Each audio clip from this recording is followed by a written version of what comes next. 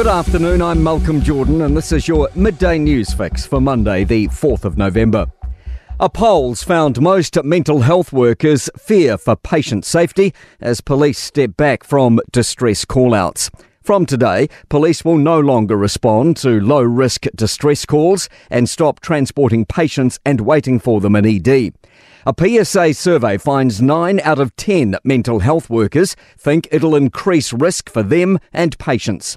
Only 12% are confident in that their workplace can manage the risk. PSA Health lead Ashok Shankar says there are also worries about long waiting lists. In most instances, only the people who are in very urgent need get attended to. Harrowing details after the death of a woman in Auckland's Glen Eden overnight. A 33-year-old man's been charged with murder after a family harm incident on Brandon Road about 11 p.m. A woman died in hospital with stab wounds. A neighbour says he heard a man and a woman arguing 30 minutes before hearing screams for help.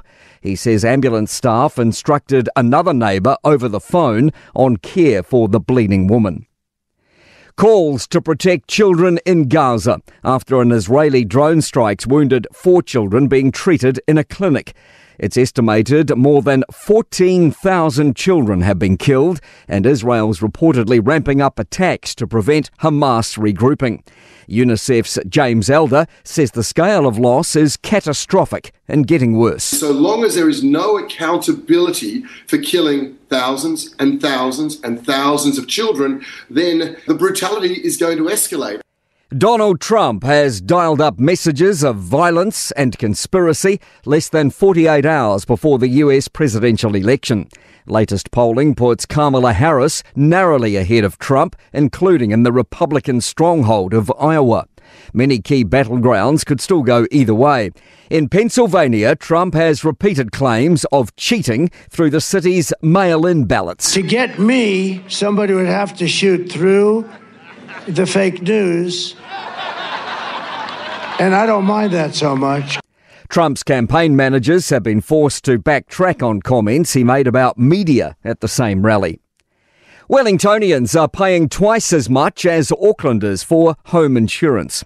Business reporter Michael Sergel has been crunching new data released to Newstalk ZB from insurance comparison website Quashed.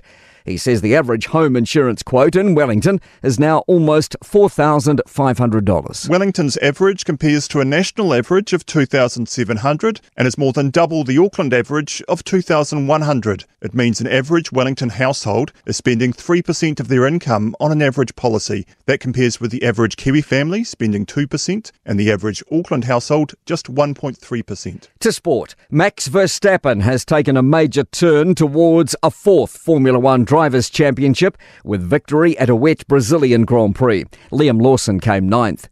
Coach Judd Flavel's named potential debutants Kaya Isaac and Oscar Goodman for his first Asia Cup qualifying games in charge of the Tall Blacks basketball side this month. And Hayden Wilde has won the Super Triathlon Series crown despite being pipped by Alex Yee in a sprint finish at the season finale in Saudi Arabia. I'm Malcolm Jordan. That's your latest news fix. We'll be back with the next update at 5 p.m. from the Newstalk ZB newsroom.